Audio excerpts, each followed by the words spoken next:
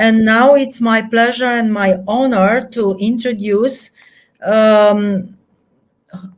pe excelența sa, doamna ambasador Laurence Auer, ambasador al Republicii Franceze în România. Your Excellency, the floor is yours. Thank you very much for inviting me to this very important discussion. Building the post-pandemic world maybe is not for immediate concern for the policymakers. We are still in the pandemic situation. We are still in the crisis situation, and all embassies in Romania are committed to bring emergency aid and humanitarian attitude. But I would say it is very important today that we can take 5 minutes and discuss about it. I'm very happy to talk after my very dear colleague Teresa Hayden, because this is a very crucial point. We are being working together. The post-pandemic world must be a world of more equality. The pandemic situation has created those isolation, and the human beings are not all the same. Facing a crisis situation, some individuals are better armed by society, by history, by geography as well. And I'm very proud to be part of one entity which is called the European Union, which has reflected on that and has put all the different and immediate responses to the crisis. Even in what we call rescue, we were proud to find a very efficient system on civil protection in the EU, being able to have a good counterpart in Romania with the Department of Urgency Situation, and being able actually to not only to devote our energy and time on the urgency situation and being able to build for the future. The future for me as a French ambassador is in 100 days. It's going to be the French presidency of the Council of the European Union. By that, France is not going to change its objectives or its perspectives, but we are dedicated in preparing what is, I usually say, a role of honest broker. We are going no longer to be the France as France only, but we will try our best to be at the disposal of the member states of the EU to make it work all together. Probably for France, this period will be again a post-pandemic reflection and post-pandemic tools.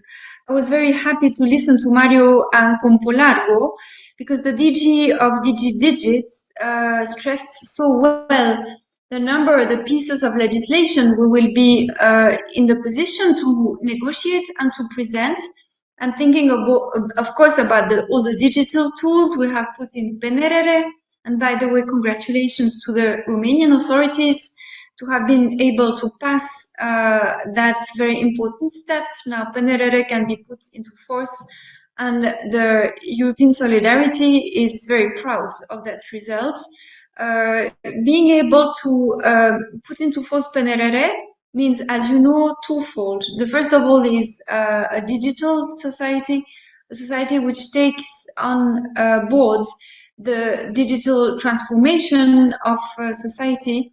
And I would, of course, speak a little bit about education, as we did work so much on higher education since the President of France, Emmanuel Macron, has stated that we should build European universities. It was the speech of La Sorbonne.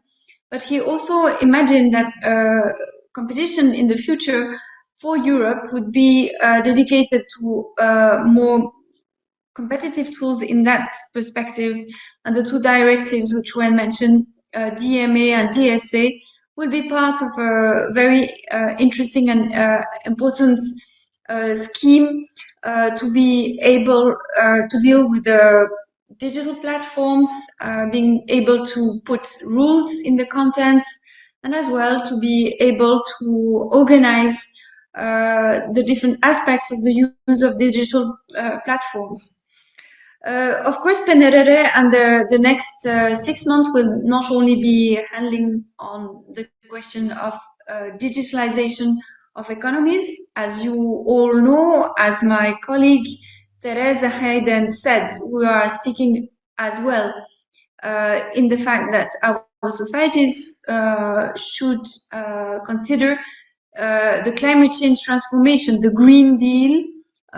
Would it be on the agricultural sector, or would it be on all different aspects of the industry, of the competitiveness of Romania, for instance, but as well on other aspects? We live in a country where and when investments are very high, transformation of the economy is very important, and the business is working very well. So it's, by the way, a very good period to introduce new regulations. I think about the fact that we have to have construction which is taking into account those new green perspectives, and it will be at the benefit as well of the energy crisis. If I read correctly the PNRR, I see a lot of possible incentives, a lot of aid, a lot of capacities, loans as well in this sector. So I would say that for French presidency of the European Union, which will be once again not a question of directing Europe from Paris, but on the contrary, being all together, listening to everybody, building consensus together. This will be a piece which will be very important to European resilience. This is not the only perspective or objective of the French presidency. Can I mention maybe another one? Not to be very long on it, but it's a quite crucial one. It's about our security schemes. As you know, we are preparing what we call the strategic compass of the European Union, with a lot of help of the Romanian authorities.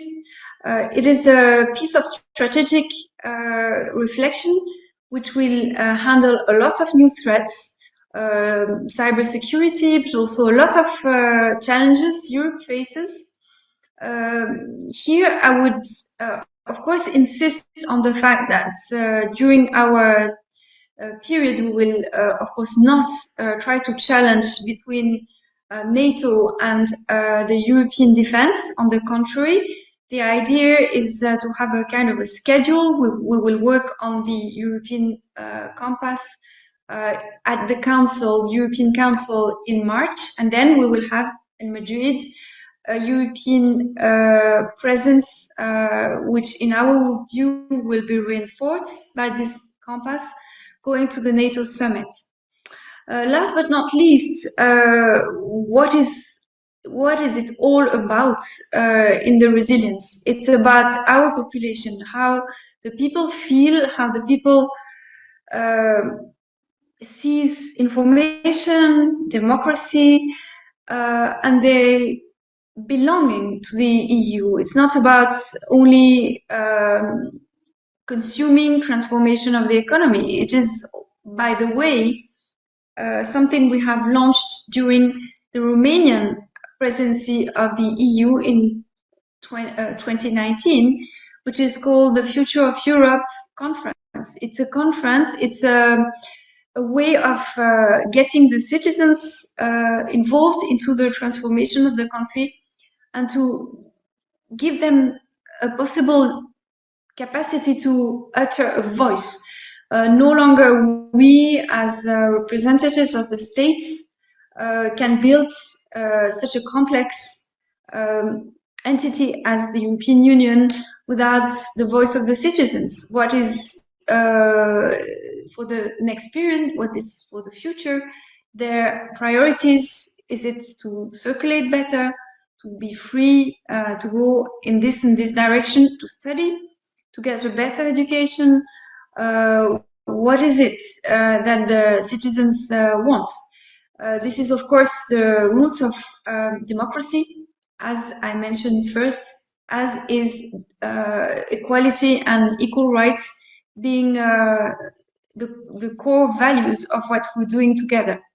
So to finish with, we didn't finish with pandemic. We still are working on an agency to the prevention of new pandemics. We also are working on another topic, which is more dedicated to what the animals can spread as new infections. It's an initiative which is called Pre-Zode, and it is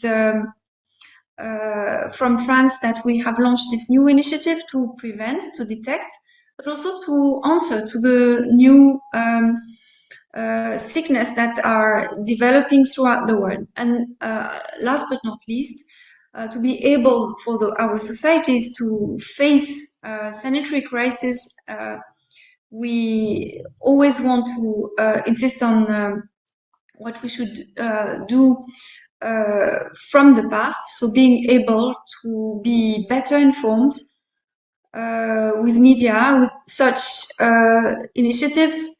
And thank you to Media Uno to having organized this very interesting debate about what is sustainability today, what is safety today, what is a resilient society today. Thanks a lot.